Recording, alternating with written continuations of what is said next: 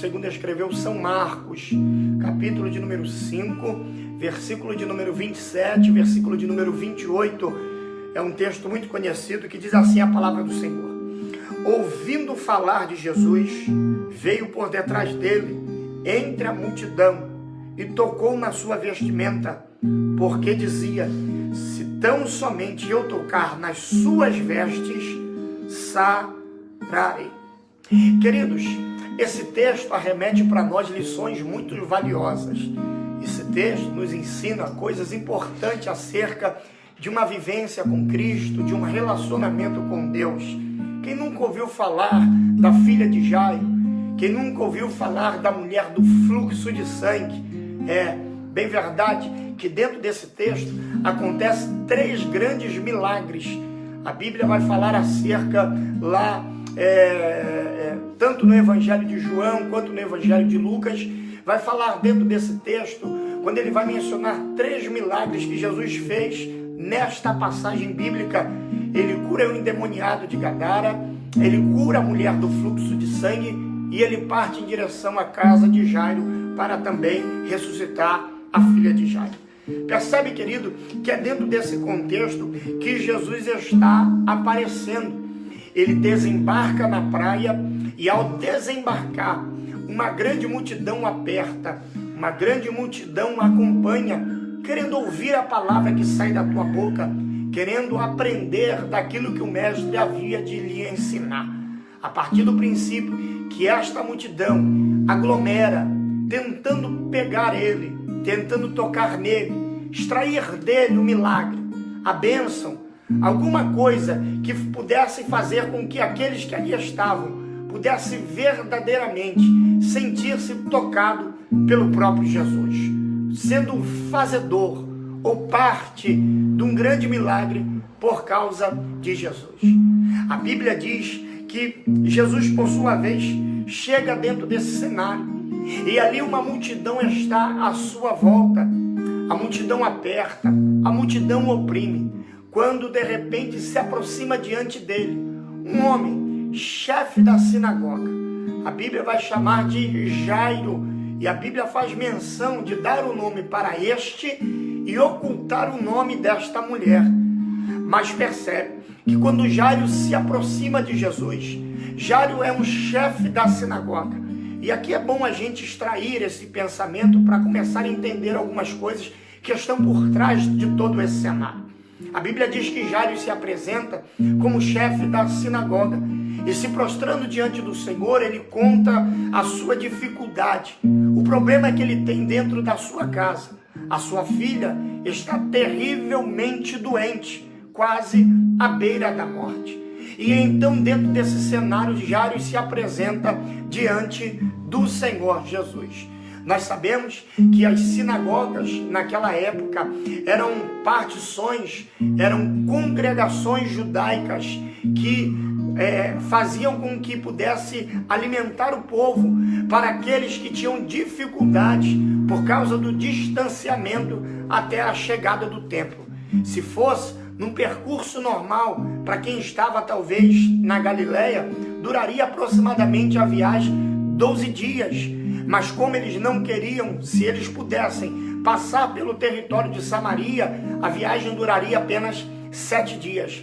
Mas havia então toda uma contradição, toda uma cultura que se foi instalada acerca de uma briga entre judeus e entre samaritanos, e aí por sua vez isso foi se permeando por tanto tempo, até os dias de Jesus, quando ele chega no poço junto à mulher samaritana, e ali ele começa a quebrar alguns paradigmas. Mas Jairo, por sua vez, se apresenta diante do Senhor. Jairo está aqui contando o seu problema para o mestre. Ele está dizendo para ele o que ele tem dentro da sua casa. Ele se submete, porque naqueles dias de Jesus, a Bíblia diz que os que estavam dirigindo a sinagoga, aqueles que eram os chefes da sinagoga, eles estavam armando de alguma forma, procurando de alguma maneira pegar Jesus, acusar Jesus. E aí, por sua vez, Jairo, que é um dos chefes da sinagoga, se apresenta totalmente de forma contrária. apresentando para ele o seu problema, colocando diante dele todas as suas dificuldades. Jairo, então, por sua vez, enquanto está falando com o mestre, enquanto está se envolvendo com ele, enquanto está atraindo a atenção de Jesus para o seu problema, a Bíblia diz que de repente uma mulher que havia 12 anos tendo um fluxo de sangue, percebe, querido, que havia uma multidão, e essa mulher, ela consegue se enfiar no meio desta, e diz o texto que ali mesmo fraca, mesmo cansada, mesmo debilitada, mesmo passando grandes dificuldades na sua vida, aquela mulher consegue romper a multidão e tocar nele. Mas o texto é interessante porque o texto começa dizendo: e ouvindo falar de Jesus. Isso aqui é um ponto a analisar, porque isso daqui traz para nós a sensibilidade que essa mulher está tendo. Apesar de estar fraca, apesar de estar muito machucada, apesar de estar passando por tantas adversidades da sua vida, seja ela física, seja ela emocional, ou seja ela espiritual, mas essa mulher ainda tem a sensibilidade de, toda machucada, conseguir ainda ouvir a voz de Jesus. E isso arremete para nós um ponto interessante, porque quantas pessoas já perderam a sensibilidade de ouvir a voz dele? Quantas pessoas já perderam a sensibilidade de saber que é ele que está falando? Quantas pessoas já não conseguem mais ter o prazer de poder ouvi-lo?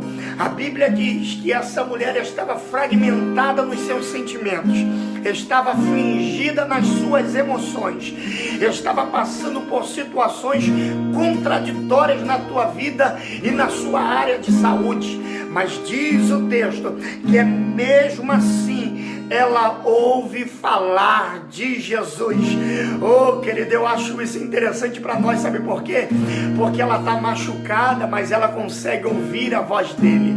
Ela está machucada, mas ainda tem a sensibilidade de ouvir que é ele que está falando. Ela é machucada, mas ela tem a certeza que quando ele fala, alguma coisa precisa acontecer. Isso é uma palavra para os nossos corações. Por quê? Porque eu não sei como você está. Talvez foi machucado por palavras, talvez situações te machucaram, talvez pessoas te machucaram, talvez as situações da vida causaram muitas feridas em você. Talvez alguém que caminha junto contigo, talvez alguém da sua própria casa te feriu, te machucou, talvez não fisicamente, mas talvez até mesmo espiritualmente. E aí, com uma palavra, e você se encontra tão ferida nessa noite, mas a Bíblia diz que essa mulher mesmo machucada, essa mulher mesmo ferida, ela consegue ouvir a voz do mestre. Oh, aleluia! Isso é uma profecia para alguém, isso é uma palavra profética para alguém aqui nessa noite. Não importa como você esteja, não importa como está o teu coração, não importa as palavras que liberaram sobre a sua vida, ainda que você esteja machucado, ainda que você esteja sangrando, a palavra de Deus para a sua vida é: não perca a sensibilidade, não perca a sensibilidade de ouvir a voz dele. Oh, querido, ele quer falar com você nessa noite, ele quer abrir o teu coração para que você alcance o nível de que, ainda que esteja machucado, eu ainda consigo ouvi-lo, eu consigo discernir que é ele que está falando comigo. Aleluia! Já tem alguém entendendo essa palavra em nome de Jesus? A Bíblia diz que o texto vai mencionar que aquela mulher, ela está diante de uma multidão, a multidão oprime, a multidão aperta, a multidão está ao lado dele de alguma forma, de alguma maneira, tentando tocar nele, só que tocam de forma diferente. Aí o texto vai dizer que aquela mulher vem justamente por detrás, e isso é interessante porque o princípio dessa mulher é interessante para mim, para a aplicabilidade da minha vida. Por quê? Porque a Bíblia diz que na frente dele vai a tua justiça, mas atrás dele vai a sua misericórdia. Sabe o que essa mulher me ensina? Ela me ensina que a melhor coisa que eu posso fazer não era estar à frente dele, é permitir que ele se posicione na minha frente. Para quê? Porque quando ele está na minha frente, é ele que guia o meu caminho, é ele que me direciona. Então, quando eu parto do princípio de chegar por trás, eu estou dizendo para ele: eu não quero ser nada, a não ser que o Senhor seja primeiro o Senhor da minha vida. Querido, essa mulher me dá lições muito valiosas. Sabe por quê? Porque ela nos ensina que o negócio não é andar na frente, o negócio é saber quem é que está na sua frente. Aleluia. Talvez você está por último, mas ele está na sua frente. Talvez você está no meio, mas ele está na sua frente.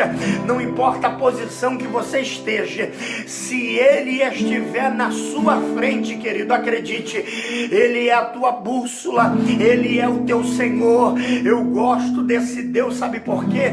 Porque ele nos deixa muito explícito quando ele tira o povo de Israel do deserto, e ele do Israel do Egito, e conduz para o deserto, a uma terra que mana leite e mel. A Bíblia diz agora que Deus vai colocar uma nuvem cobrindo o povo pela manhã para aplacar o sol, porque o calor era muito intenso pela manhã, mas também à noite ele colocava uma coluna de fogo para aquecer o povo por causa do frio intenso do deserto.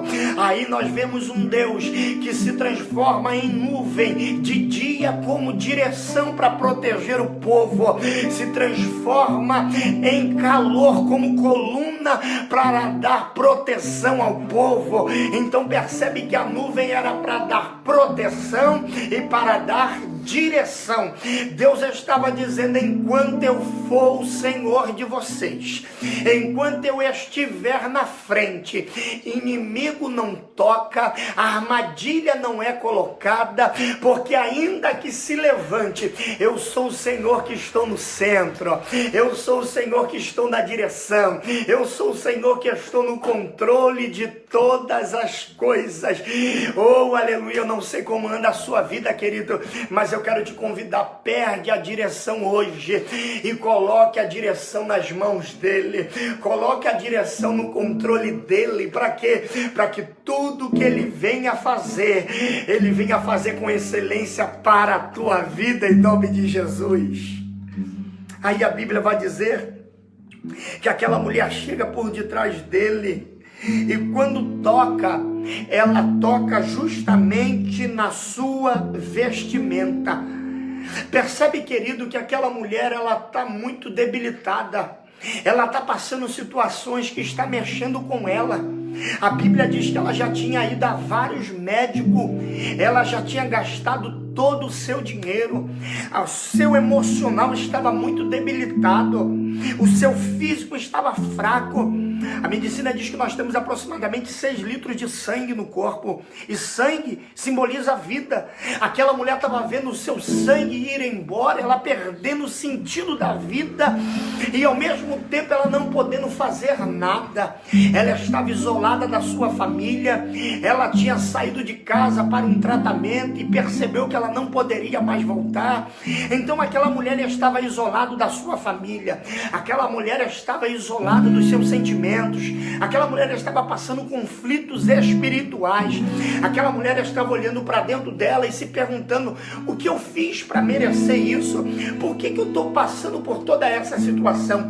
Quantas coisas passou na cabeça daquela mulher, mas de repente ela ouviu falar de Jesus, e ao ouvir falar de Jesus, ela cria na sua mente, porque a fé é dessa forma: você imagina, você cria, canaliza a sua fé.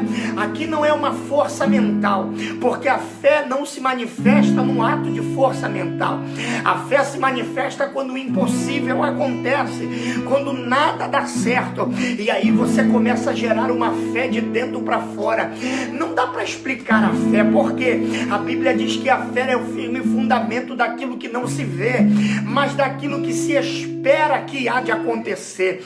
Então falar de fé é interessante porque fé não dá para se falar, fé só dá para viver. E quem já experimentou viver atos de fé pode entender o que é verdadeiramente uma fé em Cristo Jesus. Quando a Bíblia vai falar de fé, eu acho interessante que fé, ela tem alguns significados bíblicos, mas quando a gente fala de fé no hebraico quer dizer emuná. Emuná tem um significado muito interessante. Emuná traz um significado para nós de alguém que está jogado no rio, descendo correnteza abaixo e de repente se afogando, prestes a morrer. Alguém então da beira do rio lança uma corda e o único meio que aquela pessoa tem com escape, como meio de segurança para salvar a sua vida daquele rio, daquele afogamento, é segurando naquela corda, se assegurando aquilo que foi lançado para ela. Então a fé é nada mais, nada menos do que aquilo que nos assegura, aquilo que nos dá estabilidade. Então Deus está nos ensinando que se você tem fé, a fé ela não oscila, a fé ela não vacila, a fé ela te dá segurança, ainda que todos estejam pensando o contrário, mas a fé que está no teu coração está dizendo, vai dar certo.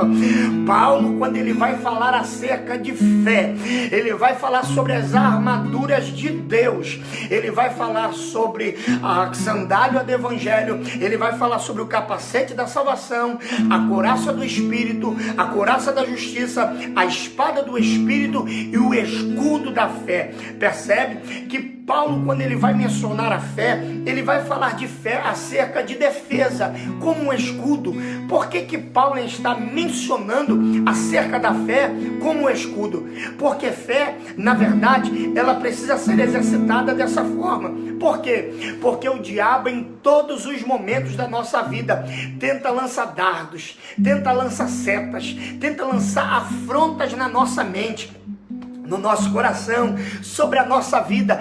Em vários momentos da nossa vida, nós já pensamos em parar, já pensamos em desistir, já pensamos em abandonar tudo, mas existe uma fé tamanha dentro do nosso coração, tão grande, que ela diz para nós, permanece, vai dar certo. E aí Paulo então nos ensina que quando essas setas vierem de encontro ao teu coração, de encontro à tua mente, quando esses pensamentos maldosos, malignos, tentarem aterrissar na sua mente e permear o teu coração, Paulo está dizendo, levanta o escudo da fé como proteção. É hora de você se proteger, é hora de você se blindar, é hora de você se guardar, porque o teu adversário está lançando dardos contra a sua vida para tentar te paralisar. Quando a Bíblia vai falar de fé, a Bíblia menciona a fé em contexto totalmente contraditório. Por quê? Porque a fé, ela não é manifesta quando tudo está dando certo.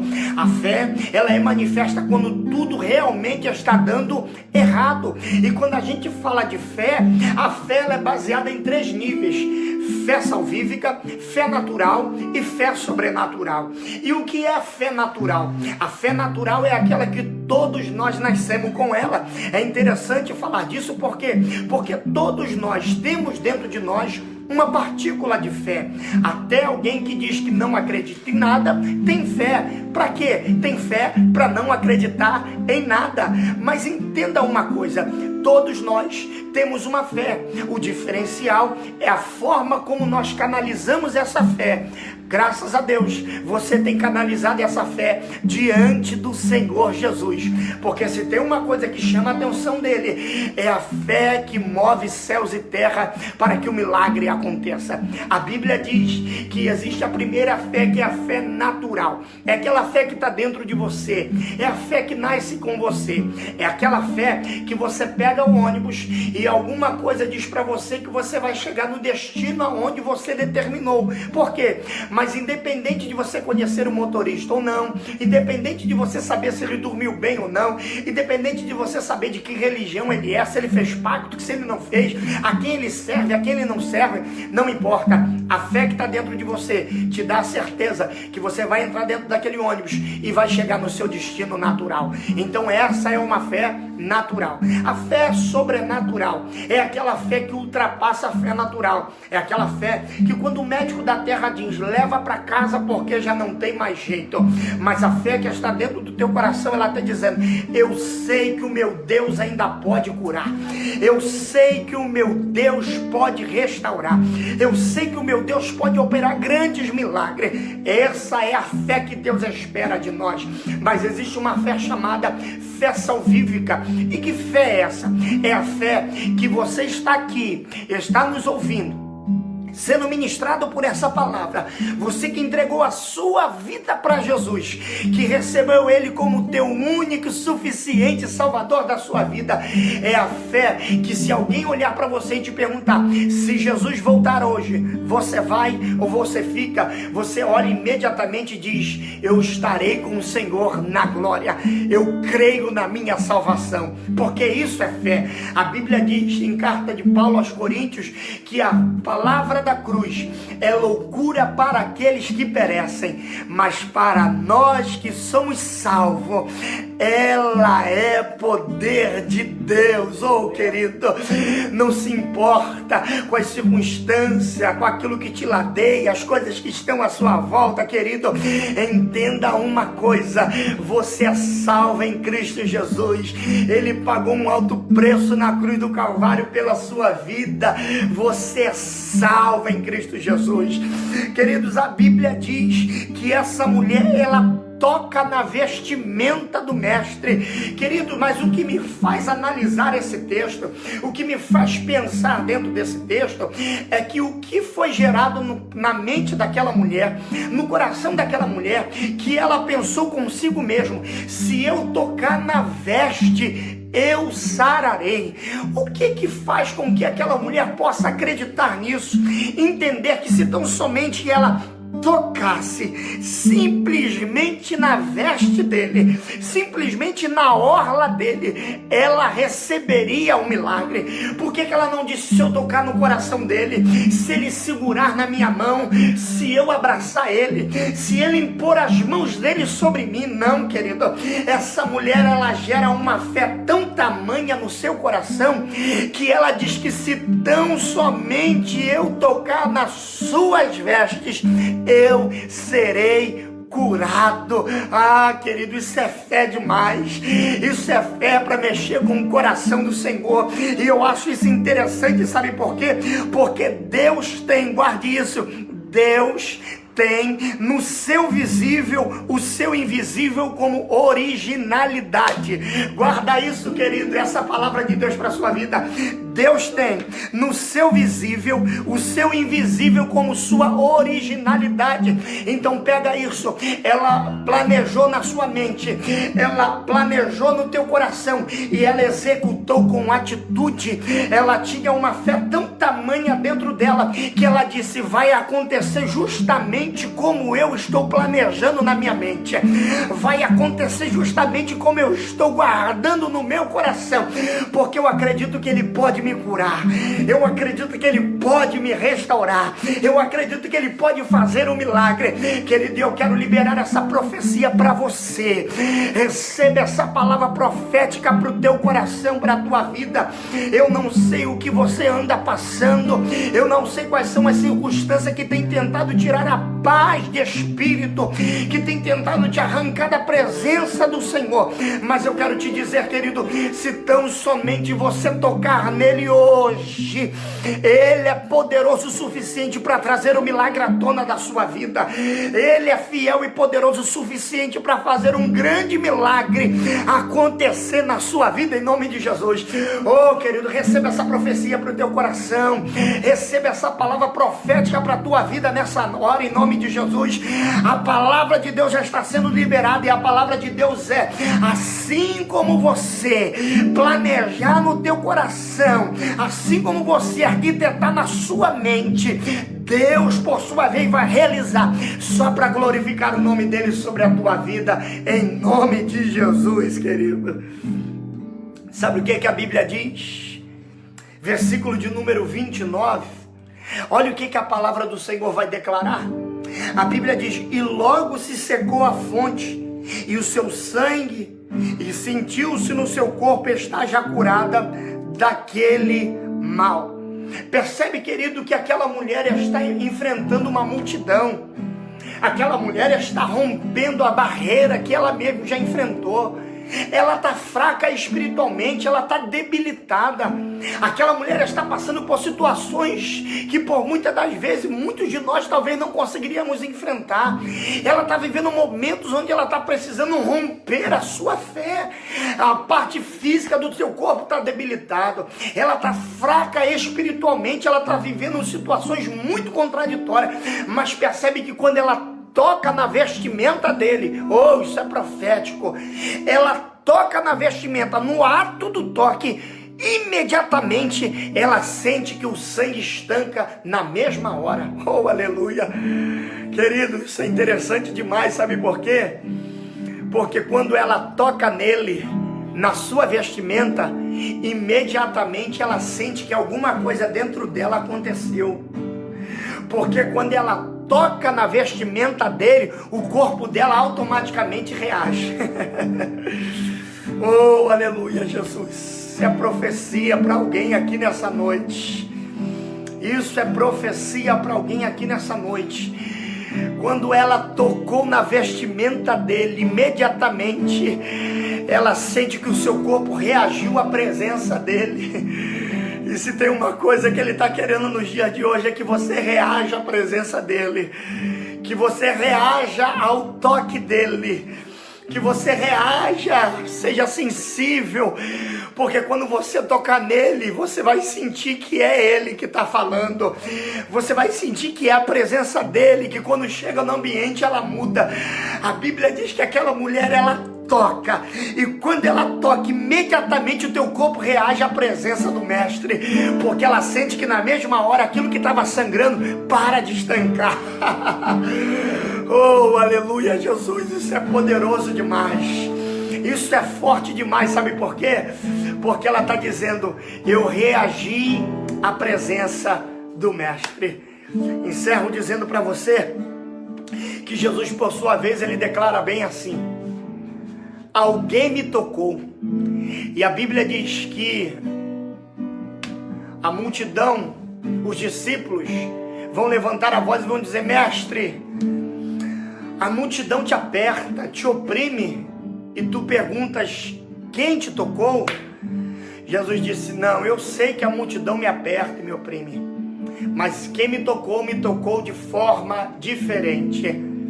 Eu imagino o medo que aquela mulher tinha de se apresentar diante do Senhor, porque ela poderia ser morta, apedrejada, ela não poderia estar ali, era considerada como imunda, como impura.